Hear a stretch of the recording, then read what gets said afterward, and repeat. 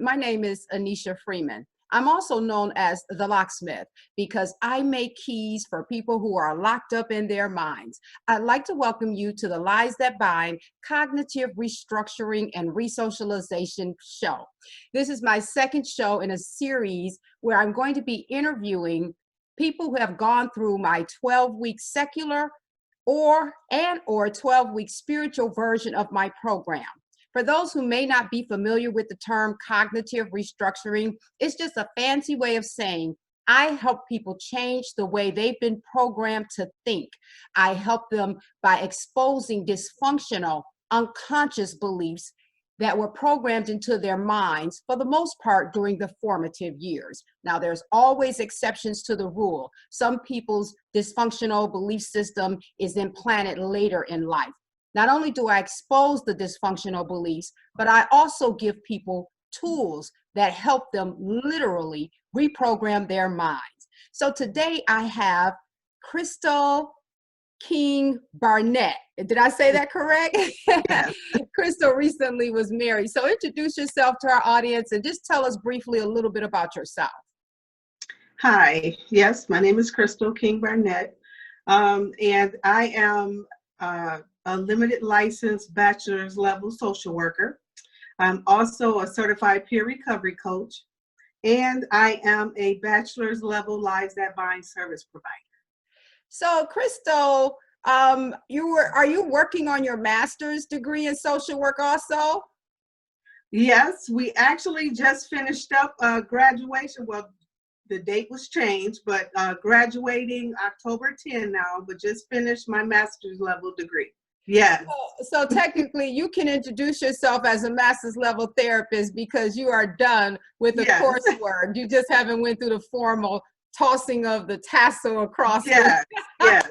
So congratulations. I've had the honor and privilege of watching Crystal along this process, I believe when you started with your associate's degree and all the way through. And all the way through. So Crystal, you've been through the 12-week secular version of my program and you've been through the 12-week spiritual version, correct? Yes.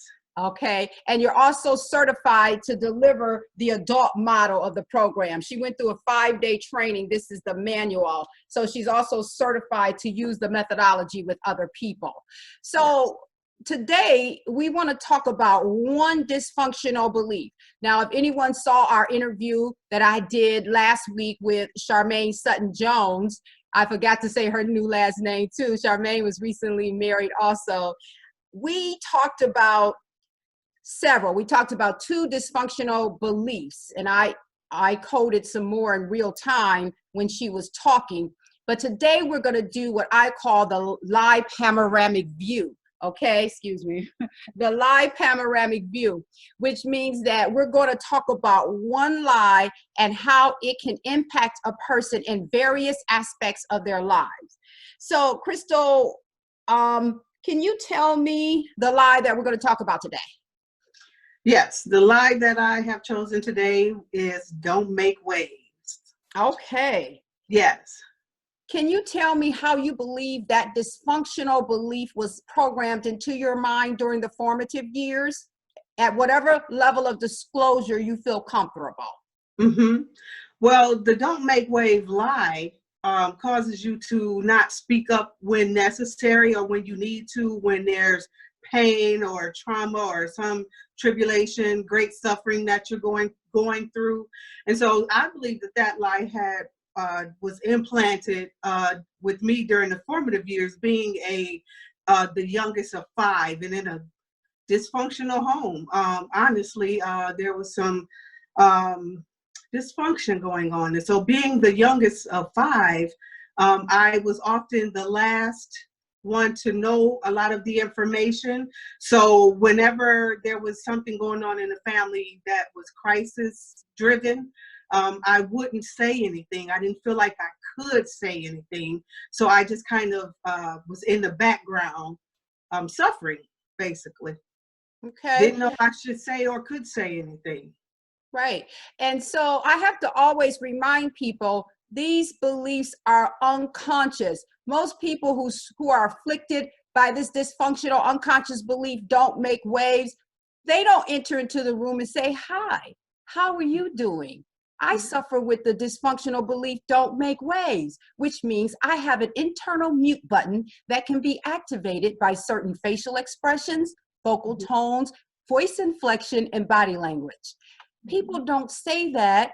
It will be inappropriate anyway, but they don't know. It's an unconscious belief. But nevertheless, it makes decisions for people without their conscious awareness. So we're going to talk about how this lie, because I use the terms dysfunctional unconscious belief, lies, and issues interchangeably in my program. So if you hear me use either of those terms, I'm talking about the dysfunctional unconscious belief. How has the lie, don't make waves, impacted you at work and school? We're going to talk about both. Let's do work first. How has this belief impacted you in your professional life? Okay. Well, in my professional life, I am currently a case manager in the behavioral health field. So I've been assigned to the human services field. And so in helping the vulnerable population of people, sometimes there is a need that arises that I can see where a client may need extra or more advocacy. And being around some of my peers or coworkers, and then it's hard for me to just talk about don't make waves because I know that there's more lies, right? That drives me to not want to say anything. You can mention a couple more, but we're primarily focusing on don't make waves. So when I'm around my group of peers and I am being activated with compared to others, I come up short. That could make me not speak up or advocate to the level that I need to for some of our clients who are vulnerable and need that. And so I hear you saying that there's a lie combination going on. Would you say, Crystal, that don't make waves is often combined with the other dysfunctional belief compared to others, you come up short? Yes. Okay. Yeah. Now, how much progress have you made? Because we don't have to, I teach people in my program, it takes a while to literally reprogram your belief system to the point where the functional belief becomes your default thought. But half of the battle is won when you are just able to identify the belief, admit when you're triggered, but we also have deactivation code. So Crystal, are you able to deactivate the belief, don't make waves, and speak up when you need to? Absolutely, I have. I have had the, I'm gonna call it the opportunity and the privilege to do that in real time in some of our meetings, especially with the underprivileged population. I don't want to, but I've had to call out in a polite manner some re-traumatizing behavior on behalf of the staff in advocating for our clients. And it was empowering for me to do so. Did I get the look, the stare that would have previously shut me down? Of course. But I stood in the fact that my client deserved to be treated with dignity and respect. And how about that my coworker needed to see or to know that that type of behavior could not be tolerated on my watch. And so I want to make sure that I make something clear. One thing that we learn in the Lies That Bind, everybody has issues. Everybody has a stack of cards. I'm going to reach down and get these Lie Truth cards. People who go through my program, they get their issues on 4x7 laminated card with the dysfunctional belief on the front and the functional belief, or what we also call the deactivation code on the back. So even when we're dealing with coworkers who may have a difference of opinion or a different belief about certain things, with the power, what's good about the Lies That Bind is that we don't really judge them. We can code their belief system in real time. Also, if you've been exposed to my advanced techniques, but the beauty of what Crystal just said is that it wasn't her coworker that was keeping her from saying what she needed to say. It was the dysfunctional belief. Yes. Because if people are not aware of these beliefs and how they impact them, they may mistakenly believe that these other people in the equation are making them do certain things or making them feel a certain way, or that other people are keeping them from doing certain things.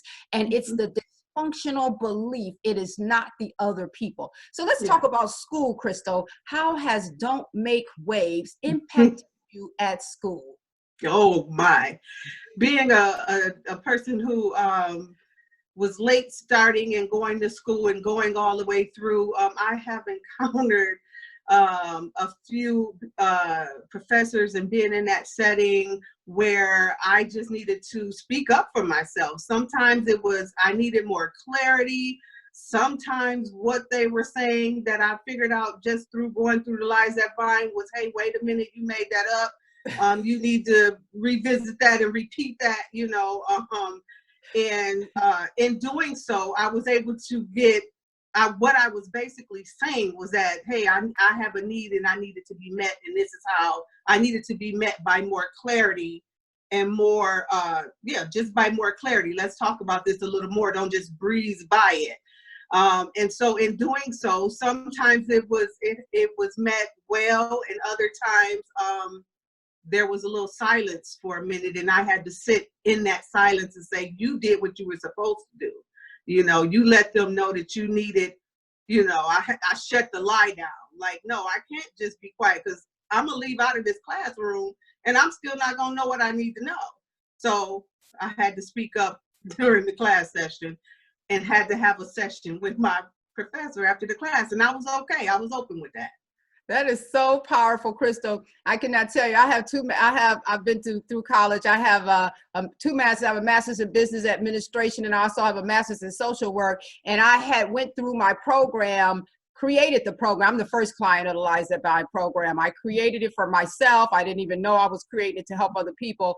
But by the time I got to the master's level of my academic journey, I was fully aware of all of these issues. I had reprogrammed a lot of them, and I can relate to what you said, Crystal, that as it relates to speaking up in the classroom, I would have other students come to me after classes and say, I am so glad that you're in this class. You ask the questions we're afraid to ask. And it is just really a shame that you have people who are sitting in a classroom who may have paid $1,500 to be there, and they have a dysfunctional unconscious belief that tells them they don't have a right to ask a question. But see, right. I can also code the professors. Now, I had some excellent professors. Let me make that clear. I have some excellent professors.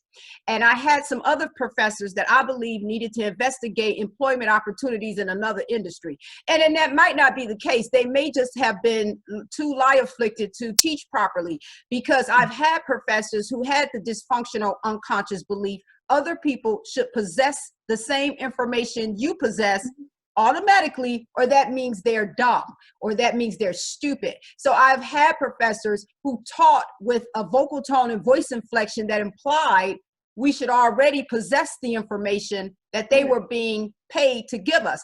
Or they would skip certain information or talk to us as if we were their PhD level peers, instead of breaking the information down to us on the master's level. And so because I was not tied up by Don't Make Waves is in my stack, but it's never been a very problematic issue. My problematic issue was your value as a person is dependent on your latest and greatest performance. So that I needed an A to obey my issue. So if I had to make a tsunami, I was going to get the information I need so that I could get my A. But a lot of people don't have that awareness, and they don't have that capability. And a lot of people, unfortunately, leave, they give up on their academic goals because they feel like, oh, I'm just not a good fit for the education process. When in fact, it was some dysfunctional unconscious beliefs making that decision for them. Right. So let's talk about another way. Can you tell me how the dysfunctional, I'm looking at my notes. Can you tell me how the lie, don't make waves, has impacted you with your significant other? And oh, yes. at whatever level of disclosure That's gonna let you still be married after you get through with this interview.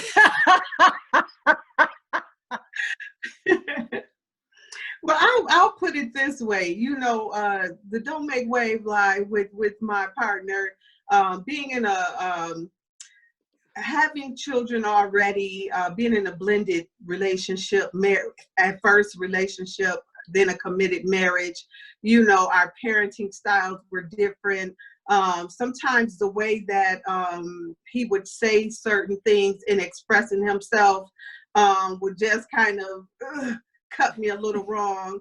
And it wasn't until I got in touch more closely with the Don't Make Wave Lie that had me to say, wait a minute, you need to speak up and say, and let him know how what he said or the way he just did something, how that made you feel, and how maybe it could be done or said in a different manner, but it took me a while to get there. For a while, I would still just walk away kind of like, well, how dare he, and, and don't he know? And so, but after I pulled that card out, because I got tired of the feeling. It was like, wait a minute, I'm feeling trapped. I'm feeling panicky. I'm feeling, what is this coming from? And when I would sit and get quiet with myself, and I would say, oh, the way he said or the way he did, you need, in order for him to know what he's saying and doing, you need to, again, address it, let him know what it is that you need, and how what he said, how it impacted you, or affected you.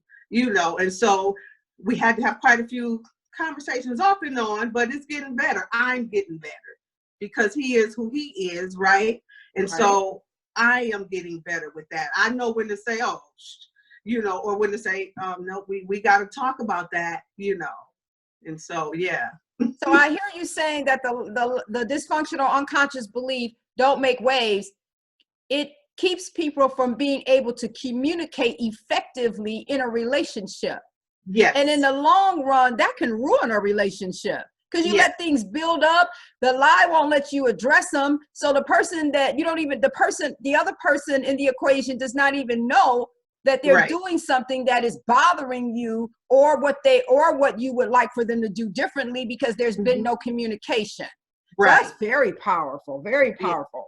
So tell me how this dysfunctional belief, don't make waves, has impacted you with your relationships with your friends. And I'm not going to say so-called friends, because I know, Crystal, that you have changed your life to the point you don't have so-called friends in your life anymore. Right. So how has the dysfunctional belief, don't make waves, impacted your relationships with your friends? Mm-hmm. Well, it has impacted my life by a lot, giving me the voice to when me and my friends are together, and we all don't always agree on everything, or we all don't have that same line of thinking on every issue. And so when I feel it necessary to say, hey, no, wait a minute, this is my stance on that, or my perspective on that, whereas earlier on, it may have been met with, who you think you are? You think and now, because my group of friends have gone through the lies that buy, right? We pulling each other up and say, hey, wait a minute, You activated my card. Yeah. That's some language. That's our lingo. These are our card. These are our issue. Instead of saying, you done activated my card. That's a common phrase among the Lies That Bind alumni. So it has helped me to be able to stand in my truth and not go with the group thing just because we're all friends, and being afraid that if I say what I really thought or what I felt, that they would, be like, we can't kick it with you or hang around with you. And so I'm comfortable with saying what I need to say with them as well when I need to. And I think it's brought us even closer together. That is so powerful. Yeah. Crystal, do you mind if I talk about, I believe you were the one who told me about the time when a group of you and your friends went down to MegaFest, to the big conference that Bishop T.D. Jakes puts on in Dallas, and y'all got lost on your way from the airport. So Crystal told me about, they had, first of all, the airport lost their luggage. Then they had a rental car, right? and they got lost in Dallas trying to find their way. So they was going to be late to the opening speech, the opening presenter, and they were panicking. Tell me what you said in that car that caused everyone to calm down, because all y'all was doing was just like going from place to place, didn't know where y'all were at, in panic mode. What did you say, Crystal? Oh, Nisha, I can't even remember. Well, I remember you told me that you told everybody, and everybody in the car had been through the Lies That Bind program. So she said, wait a minute, we have never been to Dallas before. Yeah. We're not supposed to automatically know this city and how to get from point A to point B. Let's stop trying to figure it out. Let's pull into this gas station and let's ask for help. So what you were doing was you were deactivating. You are expected to possess information automatically that you were never given. You were deactivating. You have to figure everything out by yourself. You were deactivating, hurry up, you have to do everything right now and you have to do it fast, move it. And so you actually brought everybody in the car's brain out of alarm mode. See, when these issues get triggered, our brains go into the alarm mode, fight, flight, freeze. Your thinking brain shuts down. The thinking brain does not re-engage again until you come out of the alarm mode. Crystal took everybody in that car's brain out of alarm mode. Everybody calm down. We're not going to get in trouble if we're a few minutes late we paid to be here. Like, there's going to be stuff going on all weekend. They got so many speakers, we're going to have to try to figure out which ones to go to and which ones to buy the DVDs and CDs for. That was back when they had mostly DVDs and CDs. And everybody was like, you know what, that is right. Stop and get a pop perhaps and directions and calm down and enjoy the scenery of Dallas. We're on vacation. Like, so.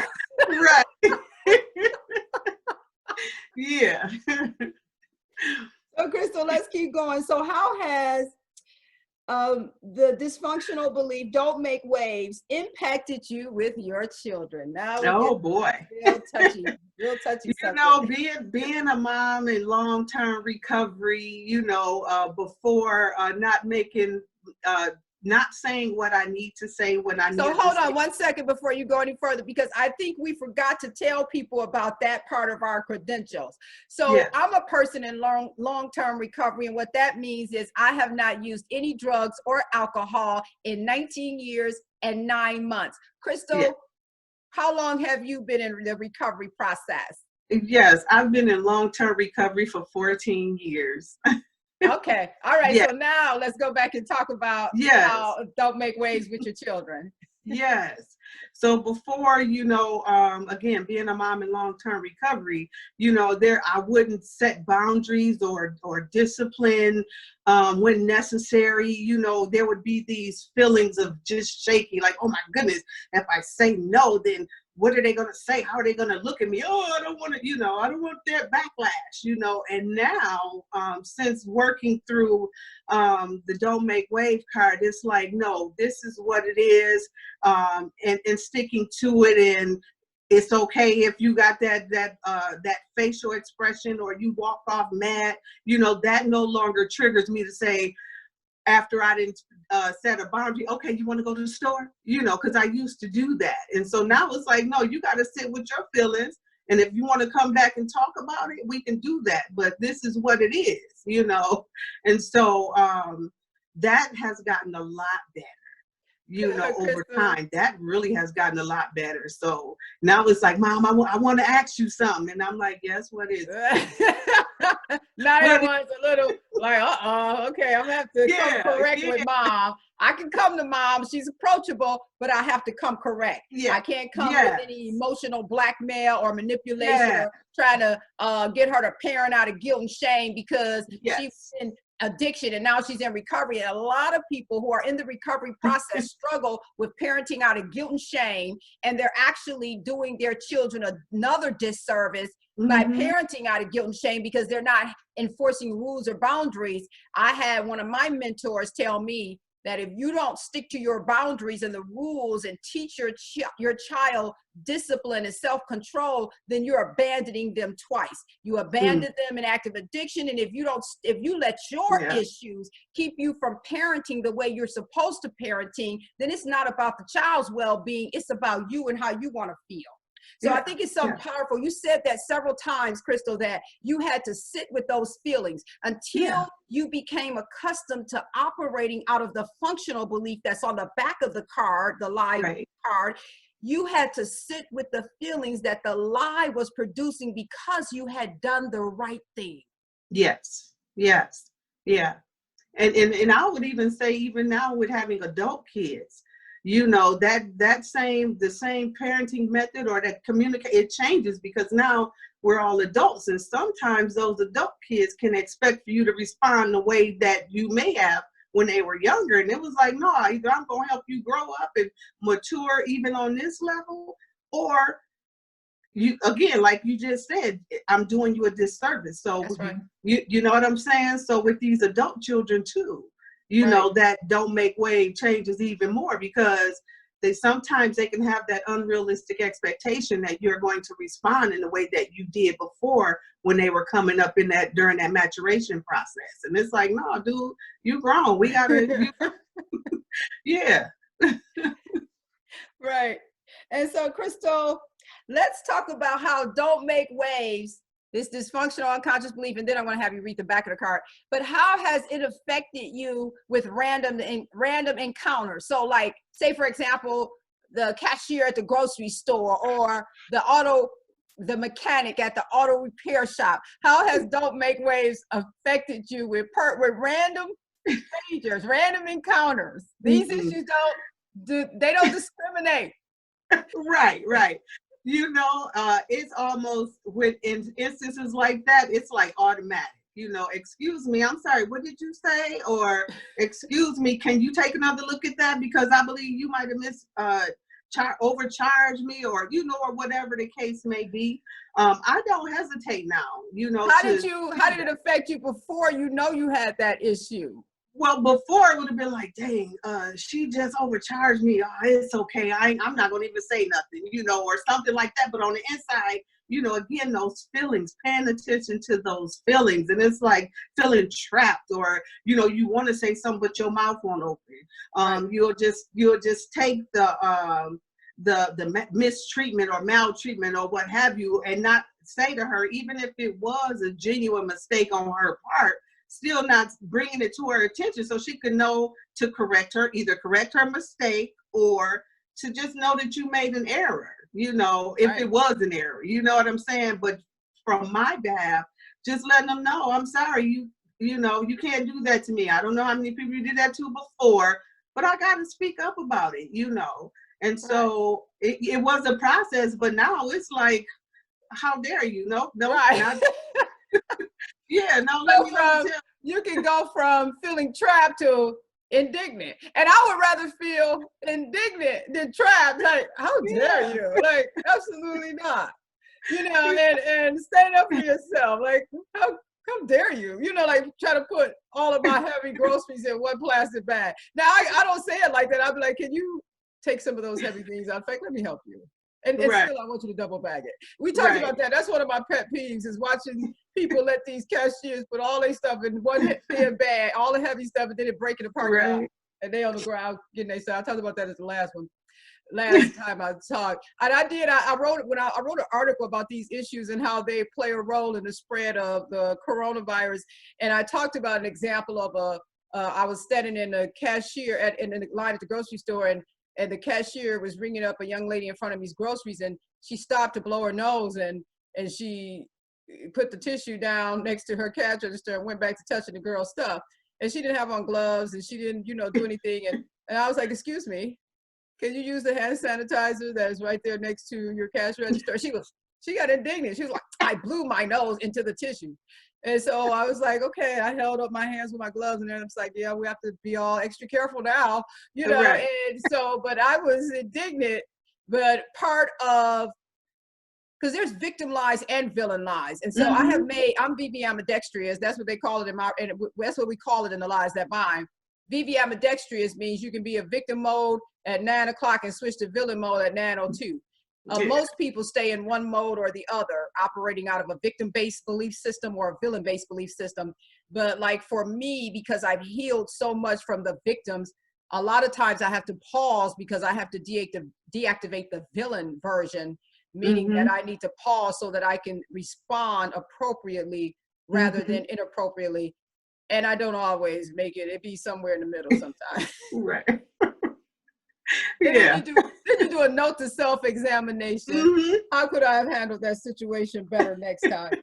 All right, Crystal, can you read the back of the Don't Make Waves card? What's the functional belief?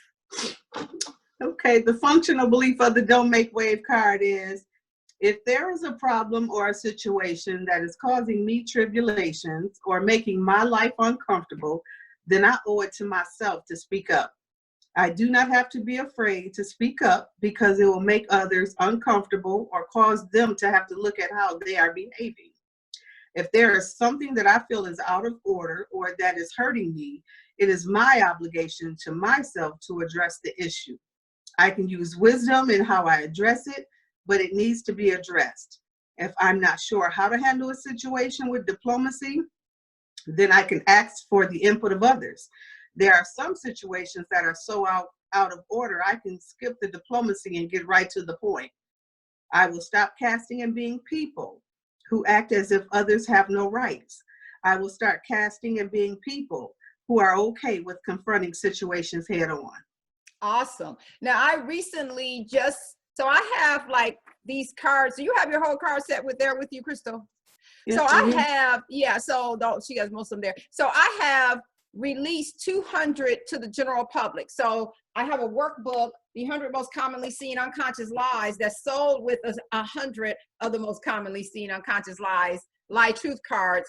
And then I also have a victim version. So the 100 most commonly seen unconscious lies, it has 93 victim lies in it and 7 villain lies. Those 7 villain lies are so common that even people who stay in victim mode most of the time also operate out of the villain, those 7 villains.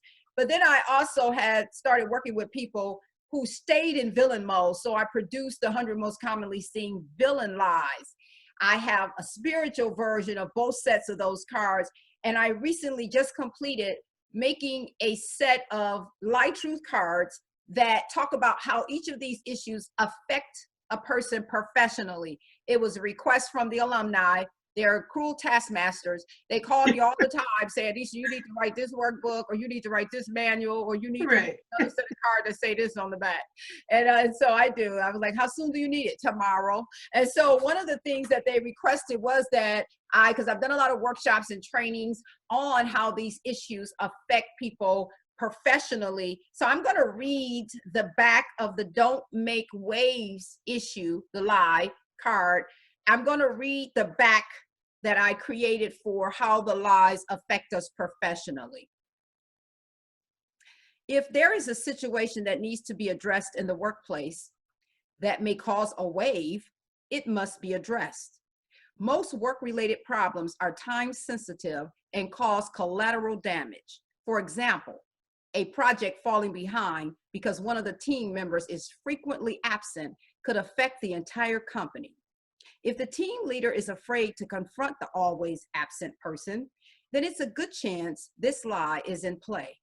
A competitor may not have an always absent person on their product development team and make it to market first. This lie can make a supervisor promote someone who is not the best fit for the promotion. The lie will cause the supervisor to make a decision that will produce the least amount of waves with the least number of people. What's the answer? Admit that you suffer with this issue.